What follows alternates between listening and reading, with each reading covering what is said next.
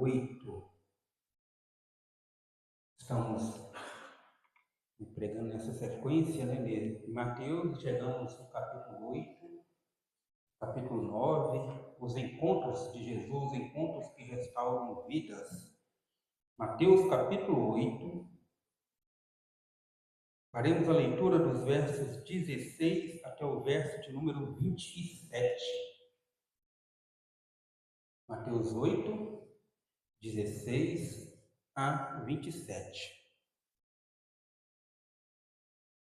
Farei a leitura, peço que os irmãos acompanhem.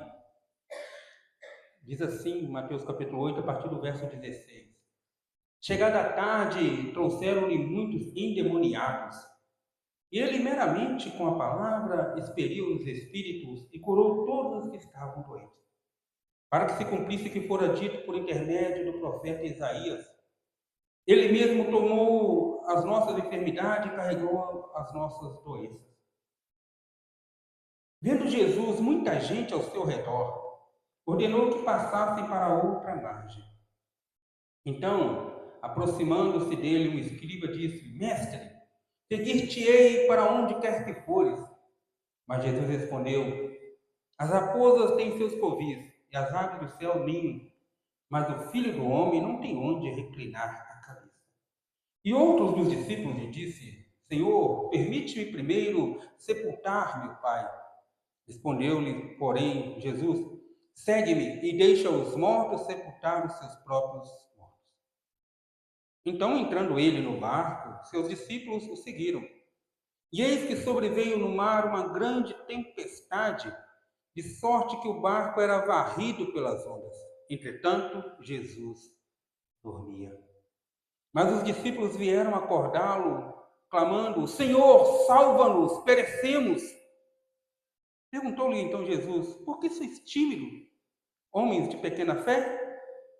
E levantando-se, repreendeu os ventos e o mar, e fez-se grande bonança. E maravilhavam-se os homens, dizendo: Quem é este que até os ventos e o mar lhe obedecem? Senhor, mais uma vez a tua palavra lida, fale aos nossos corações. Nós precisamos ouvir a tua voz para o nosso crescimento espiritual. E em nome de Jesus é que te pedimos. Amém. Quantos bilhões de pessoas existem no mundo? Quantos bilhões? Não tem um cálculo preciso, tem uma estimativa. E a estimativa atual é que no mundo tenha mais de 8 bilhões e 200 milhões de pessoas. Muita gente, né, de acordo com a ONU. De acordo com a própria ONU, dentro de uma década, este número pode saltar para mais de 10 bilhões de pessoas. E com o passar de algumas décadas, a tendência é esse número diminuir. Diante desse número expressivo, mais de 8 bilhões de pessoas, eu faço uma outra pergunta, ou mais duas perguntas. É possível que no meio de tanta gente possa existir alguém semelhante a você, a mim, e que não seja parente? É possível? Você, em algum momento, já se reparou com alguém e falou assim, pensou assim: eu conheço essa pessoa? Ou seja, é possível ter um sósia de alguém andando por aí? Uma pessoa, você olha assim, gente, como é parecido, e não tem nada de laço sanguíneo, nenhuma relação biológica. A ciência diz, irmãos, que é possível sim. Tanto que existem pesquisas para provar essa teoria. E como eu já disse, em algum momento nós já confundimos uma pessoa com a outra. Em algum momento nós já fizemos isso. Um fotógrafo canadense chamado François Brunel, ele passou 12 anos da vida dele viajando pelo mundo e fotografando pessoas que eram fisicamente parecidas, mas que não eram parentes. Pelo mundo. E ele fazia questão de reunir essas pessoas e tirava foto dessas pessoas juntas. François Brunel, depois pesquisam lá na internet. E com seu trabalho ele se surpreendeu E ele também acabou surpreendendo a muitos com a foto dessas pessoas parecerem em meio à multidão que havia e ainda existe no planeta. Irmãos, por falar em multidão, nessa série de encontros de Jesus que nós começamos no capítulo 8, Jesus, ele atende primeiramente de uma forma individual e especial aquele leproso que se coloca no caminho e diz: se quiseres, pode purificar-me. Depois, na sua caminhada, chegando a Cafarnaum, ele vai atender o pedido de um centurião, também algo individual, embora a multidão o seguisse em um caso e outro. E vimos domingo passado que ele entra na casa de um dos discípulos, de Pedro, e de forma individual trata com a sogra de Pedro. Mas agora, meus irmãos, voltem lá no verso de número 16.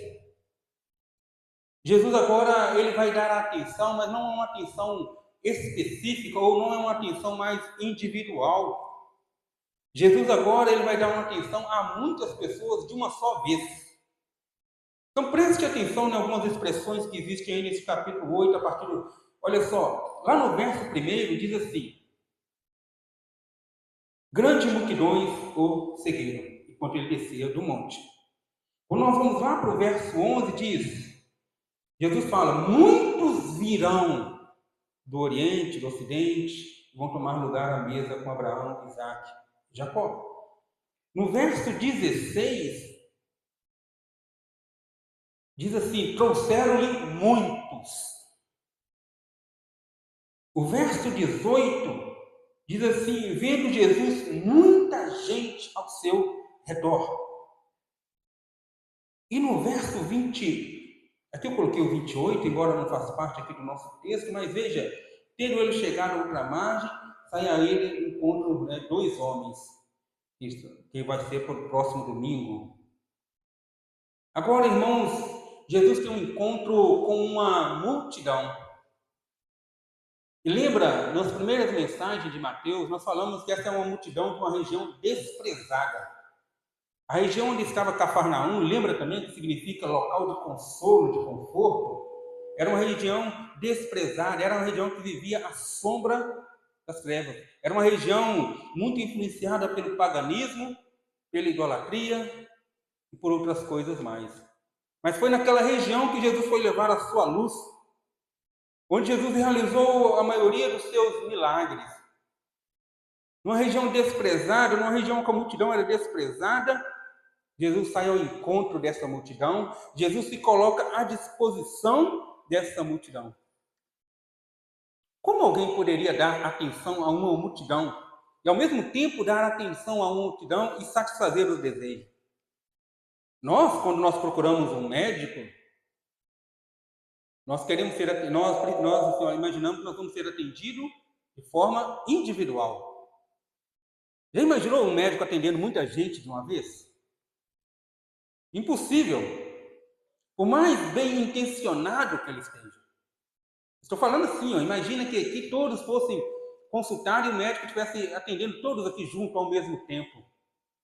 Por mais boa vontade, se é que isso fosse possível, ele não conseguiria fazer.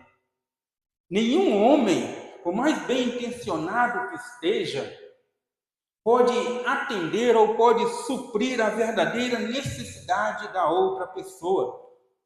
Por um simples motivo: este homem, ele também padece da mesma necessidade. Então, como ele vai suprir a necessidade de alguém se ele também passa por essa necessidade? Mas a boa notícia para nós é que Jesus, atendendo essa multidão, Jesus não é um simples homem. Embora ele fosse totalmente humano, ele não era um simples homem. Jesus era o homem Deus.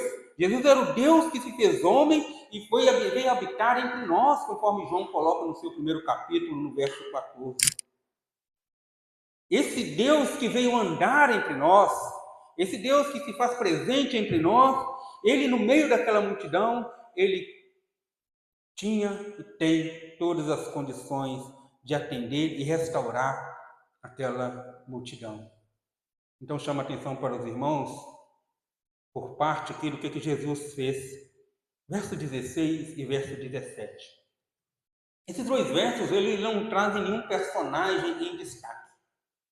Esses dois versos, eles falam que Jesus, depois de fazer, podemos dizer assim, atendimento individual e até domiciliar, Jesus agora está fazendo um atendimento público. Jesus está no local à disposição de todos os que o procurassem. E com isso, naquela região onde as trevas dominavam, muitos endemoniados foram levados até Jesus. Uma pessoa nessa condição, ela não tem condições, ou ela não... Se um ser humano, sem ser objeto, sem ser possuído pelo diabo e seus anjos, ele dificilmente vai procurar Deus. Imagina nessa situação. Então esses homens, essas pessoas que estavam possessas, elas eram levadas até Jesus, e o texto diz que Jesus expelia, ou Jesus expulsava, Jesus libertava meramente com a sua palavra. Lembra do centurião? Basta uma palavra. Se eu não preciso entrar na minha casa, apenas uma palavra é o suficiente e meu servo vai ser curado. E aqui, Jesus com a sua palavra, ele expulsava os demônios, e com a sua palavra ele curava todos os doentes que eram levados até ele. Jesus era seguido ali por seus discípulos, 12, mas não era apenas 12. Quando também a Bíblia fala discípulo, era cerca mais ou menos de 120 pessoas que costumavam acompanhar Jesus. Tinha aquelas mulheres que mantinham o seu ministério, né, de forma financeira mesmo. Mais ou menos 120. Aqui mesmo nesse texto nós vamos ver exemplo de 2 discípulos que não têm um nome revelado, que não fazem parte dos 12 e que seguiram Jesus. Então, mais ou menos 120, no mínimo 120 pessoas seguiam Jesus. Fora as outras pessoas. E no meio daquela multidão todinha, Jesus ali agora, mostrando como a extensão do seu poder, ele vai atender a todos, mas apenas com a sua palavra. De repente, eu creio que algumas pessoas nem chegaram tão perto de Jesus. Jesus, com sua palavra, expulsava os espíritos malignos ali presentes e curava todos os enfermos ali. E uma coisa que me chama a atenção, infelizmente, quando nós vimos aí os mercadores do Evangelho, em que aparecem diante dele pessoas que provavelmente estão possessas, eles, em vez, pelo poder, pela palavra do Senhor, expulsar, libertar aquela pessoa, eles ficam ali meio que conversando. Uma certa vez eu ouvi, mas tem que saber o que o diabo quer com essa pessoa. Não, a Bíblia é bem simples e direta. O próprio Jesus falou, né? Roubar, matar e destruir. E veja que Jesus não tece nenhum diálogo com eles. Simplesmente com a sua palavra libertava aquelas pessoas. O reverendo Hernandes, ele classificou Jesus como Jesus era um hospital de um médico só. Especialista em todas as áreas. Não só por questões físicas, mas também e principalmente espiritual. Esse foi o objetivo da vinda de Jesus. E assim muitos eram curados. No verso 17, veja que Mateus, o evangelista, ele diz assim, olha, isso tudo Jesus fazia, ou seja, Jesus curava, Jesus libertava, isso tudo para cumprir a profecia do profeta Isaías. Está lá no capítulo 53. Mateus, irmãos, ele cita aproximadamente o Velho Testamento 100 vezes, ou de uma forma direta, ou de uma forma indireta. Isso porque Mateus era um judeu, então ele está querendo mostrar, olha, que Jesus, mostrar para os seus contemporâneos, para falar, olha, que Jesus é o cumprimento da profecia. Então, todas as vezes que ele fazia uma referência ao Antigo Testamento, ele está falando, está vendo? Está se cumprindo em Jesus. E aqui ele diz então, olha, ele curou, ele libertou várias pessoas de uma só vez, para mostrar que o profeta Isaías disse a respeito dele, que ele levou sobre ele as nossas enfermidades, que ele carregou as nossas dores. E assim ele mostra para todos que vão ler o seu evangelho, que leram, que estão lendo, que vão ler, que Jesus era o poder de Deus prometido nas páginas do Antigo Testamento. Sabe o que nós podemos aplicar, irmãos, nessa primeira parte? Mateus ele se preocupa tanto em mostrar essa relação do Novo Testamento com o Antigo Testamento. É para provar que Deus cumpre a sua palavra. Ele prometeu Jesus Cristo lá no Antigo Testamento, começando lá no Éden, aquele que iria esmagar a cabeça da serpente, preservando Noé e sua família ali no dilúvio, chamando Abraão e dizendo que por meio dele todas as famílias da terra seriam abençoadas. E assim preservando o povo de Israel, mesmo quando o povo se desviava, mesmo quando o povo afastava, prometendo para Davi que no trono dele, que o trono dele seria eterno, que o descendente de Davi ocuparia o trono de Israel por toda a eternidade. E Deus cumpre a sua palavra. Deus cumpre a sua palavra. Um dos atributos mais belos de Deus é a sua imutabilidade. Ele não muda. O seu ser permanece o mesmo ontem, hoje e o será por toda a eternidade. E isso para nós é motivo de confiança, de poder descansar, porque se nós precisamos de restauração, seja em qual área for da nossa vida, nós nos achegamos nesse Deus que é imutável, e Ele assim pode fazer, porque Ele levou, ou as nossas enfermidades e as nossas dores foram lançadas em Cristo Jesus. Nos versos 18 a 22, contém o título aí, que Jesus põe à prova aqueles que queriam seguir. Veja que tinha muita gente seguindo a Jesus, como eu já falei. Jesus vê muita multidão ao seu redor, Jesus então passa para outra margem, de repente, assim, para ter uma condição melhor, uma posição melhor para poder falar àquela multidão. E veja que um escriba se aproxima de Jesus. Os outros evangelistas, Marcos e Lucas, também registram este acontecimento. Mas eles não falam no escriba, né? Interessante que Mateus faz questão.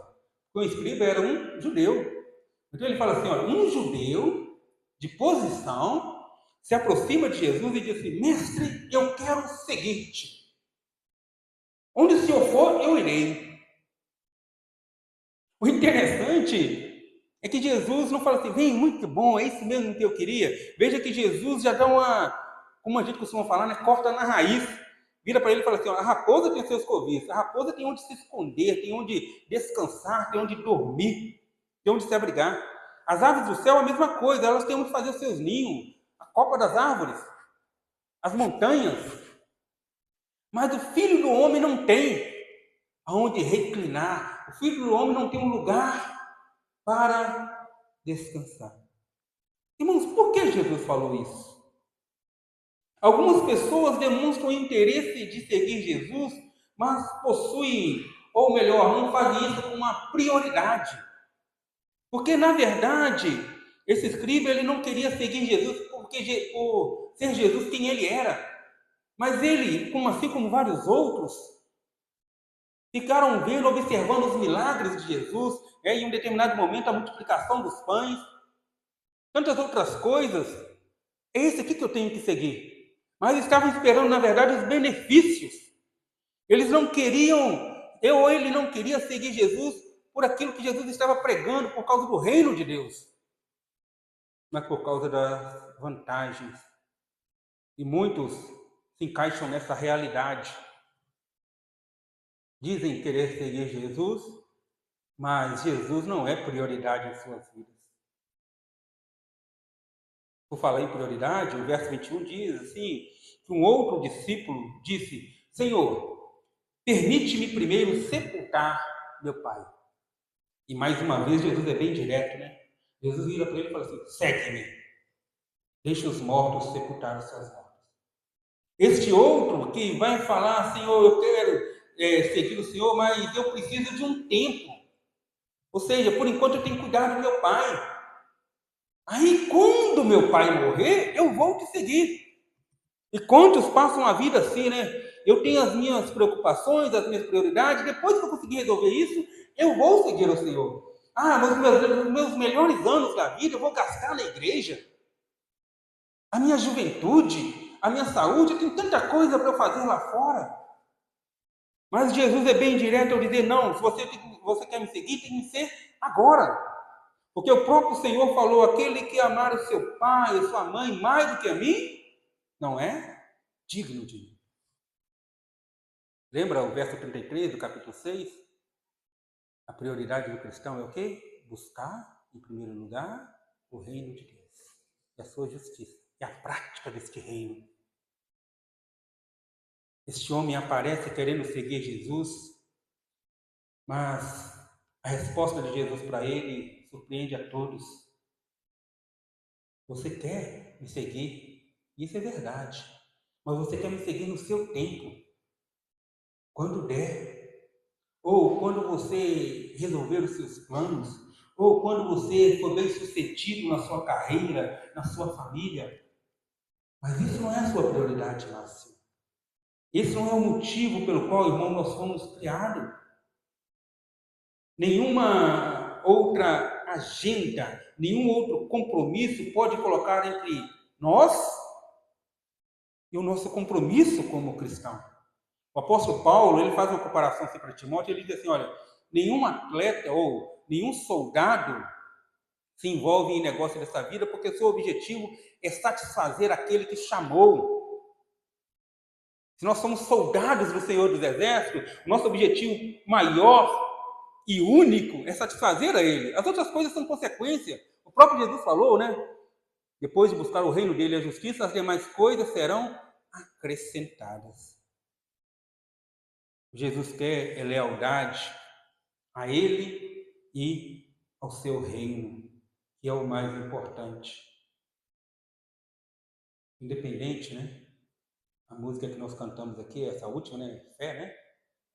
Fala exatamente de nadar contra a correnteza, contra a maré.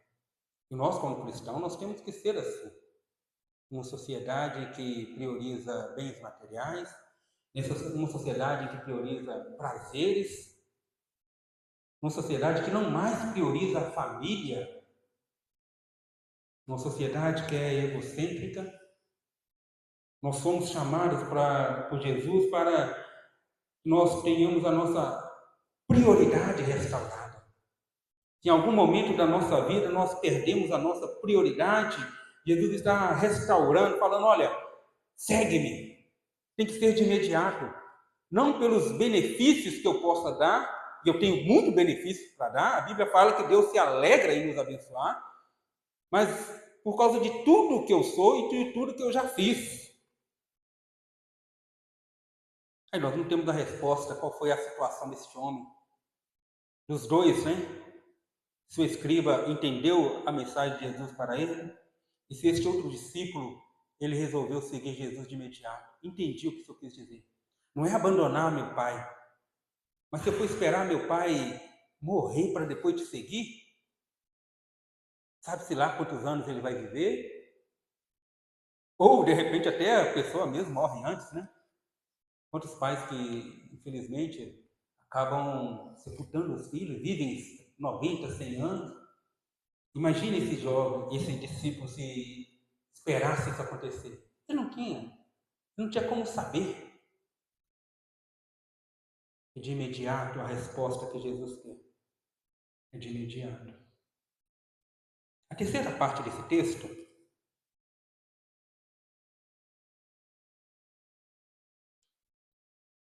Jesus, então, depois desse longo dia, Jesus está cansado. Afinal de contas, ele era homem. Jesus sentiu fome, sede, medo, por que não cansaço? Então o texto diz que Jesus entrou no barco e seus discípulos vão logo atrás dele. E esse barco está num mar que na verdade não era um mar, era um grande lago cercado por montanhas e tinha tipo uma abertura que parecia um funil, né? E por ali os ventos entravam. E a palavra que aparece aqui para tempestade é a mesma palavra para terremoto. Então os discípulos eles não estavam sofrendo ali como se fosse um terremoto em alto mar. E o barco sendo agitado de um lado para o outro. A maioria deles aqui eram pescadores, então já estavam acostumados com situações assim. Mas essa situação aqui para eles passou do limite. Mas Jesus está dormindo. Entretanto, Jesus dormia. Irmão, Jesus como homem sentiu cansaço, Jesus como homem foi dormir no barco. Os discípulos agora estão ali para tomar conta daquele barco, para conduzir até o outro lado. O mar, que é conhecido pela maioria deles, de repente se torna um grande inimigo. De repente tudo muda radicalmente. Isso costuma acontecer conosco. Às vezes o nosso barco está indo tranquilo, em águas tranquilas. De repente vem uma grande tempestade e abala o nosso barco, vem uma grande tempestade e começa a agitar o nosso barco, a nossa vida de um lado para o outro, que nós chegamos a pensar: Senhor, salva-nos, pois perecemos. Mais uma vez, lembrando do reverendo Hernandes, ele fala assim: a vida não é indolor. Nós não vivemos numa estufa protegida. Nós não vivemos numa colônia de férias. A nossa vida ela é aberta a todos os perigos que possam existir. Não significa que todos os perigos vão atingir, mas ela está ali, assim como aquele barco estava em alto mar, no local aberto, sujeito a uma grande tempestade, e veio a grande tempestade. Irmãos, existem horas que a maior tempestade que nós vamos enfrentar no mar agitado não é o próprio mar agitado, não é o barco balançando de um lado para o outro. Existe um momento em que a maior tempestade que nós vamos enfrentar é a incredulidade. De repente o problema surge, a tempestade vem de uma vez e a nossa fé pode ser assim abalada ao ponto de dizer: será que o Senhor pode realmente socorrer-nos? Os discípulos então viram para Jesus e clamam por socorro. Senhor, salva-nos, perecemos. Mas veja a resposta de Jesus: por que sois tímidos? Porque vocês são acanhados na fé de vocês? Por que vocês são tão pequenos na fé de vocês? Nós não podemos deixar, irmãos, que as tempestades da vida ela venha a abalar a nossa fé em Cristo Jesus.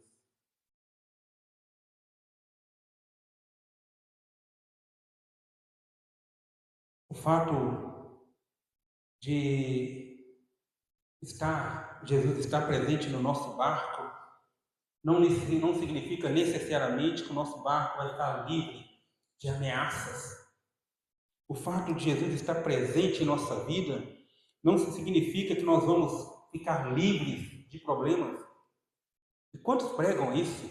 Aceite Jesus que os seus problemas vão ser resolvidos. Acabou os problemas. Mentira! E muitos embarcam nessa e quando seus problemas não são resolvidos, ele não se decepciona com a igreja, não. Deus prometeu e não cumpriu. Pelo contrário, os problemas aumentaram. Aqui está um grupo de homens que acompanhava Jesus para todos os lados, deixaram a sua profissão, alguns eram pescadores, outros cobradores de impostos, para seguir Jesus, estão com Jesus no barco e o barco deles está o quê? Quase para afundar. Então, se alguém pensa porque tem Jesus, ou eu aceitei Jesus, vai ficar isento de problema, não é essa a realidade. Mas, irmãos, a grande lição que fica nessa parte é que Jesus se levanta, ele é despertado por os seus discípulos e ele restaura a fé dos seus discípulos.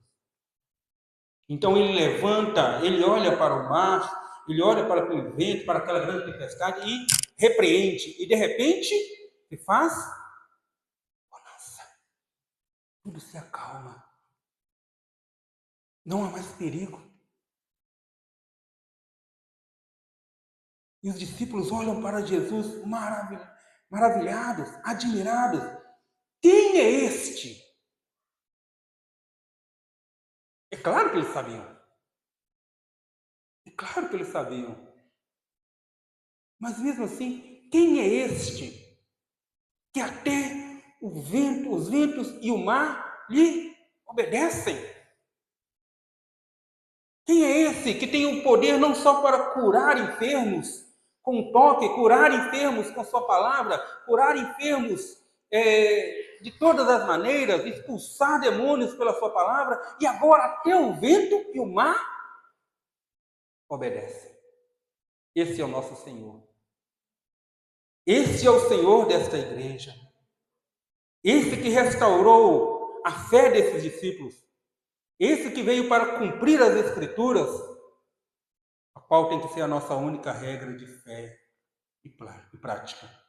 Irmãos, quero concluir dizendo que aquilo que é maior do que nós, e são praticamente todas as coisas são maiores do que nós, né? Elas estão debaixo do comando do Todo-Poderoso, o soberano Senhor de toda a terra. Em lugar daquela tempestade veio a bonança. Em lugar daquela trevas que ameaçava, que vivia naquela região, veio a luz. Pessoas curadas, endemoniados libertos. Em lugar daquela casa que estava, no lugar da tristeza que estava na casa de Pedro, por causa da sua sogra que estava doente, e uma enfermidade, uma febre poderia levar à morte naquela época, veio alegria pela vida, tanto que ela passou imediatamente a servir.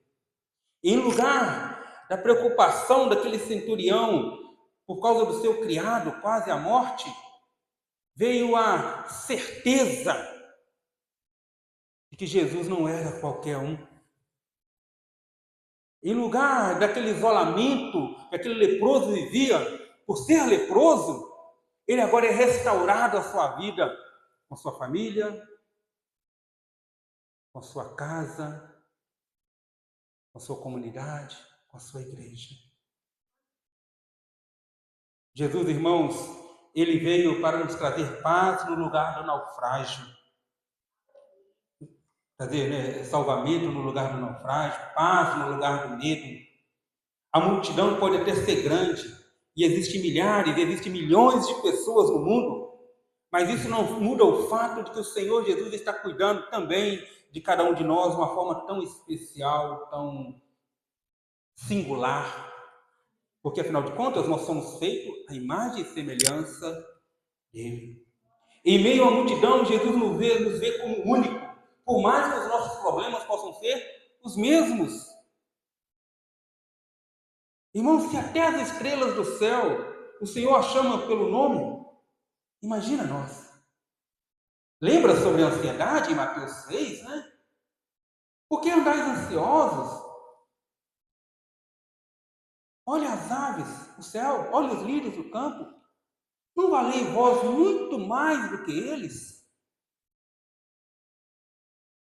Por fim, irmãos, uma coisa fica para nós também, mais uma coisa, é que os sofrimentos, eles são didáticos. Deus, ele é didático. Deus, ele não desperdiça sofrimento. Tem um autor que escreveu um livro depois de um câncer que ele teve, né? John Piper, ele fala assim: não desperdice o seu câncer. Porque ele entendeu que mesmo em meio ao sofrimento, Deus está me ensinando algo. É claro, isso não é falando assim para nós ficarmos quietos diante do sofrimento, não. É para nos dar a certeza de que Deus tem cuidado de nós, mas também nos motivar a orar. E assim, Jesus está preparando os seus discípulos para algo maior, muito maior, que estava por vir. Assim, Jesus, quando ele vai restaurando a nossa fé em meio à caminhada, ele está preparando-nos para algo que ele já tem reservado desde antes da fundação do mundo. Nós vimos, quando estudamos na Igreja de Laodiceia, na última quinta-feira, que nem olhos viram, nem ouvidos ouviram o que Deus tem preparado para nós. Quando fala ali das portas abertas e que vão vê apenas parcialmente, né? Ou seja, para dar essa ideia de que tudo que Deus tem preparado para nós ainda não foi revelado, só lá no céu mesmo. Mas nós podemos ter essa certeza. Nós podemos ter essa certeza. Jesus continua restaurando vidas. Jesus continua restaurando a nossa sorte, como nós lemos no Salmo 126. Vamos cantar neste momento?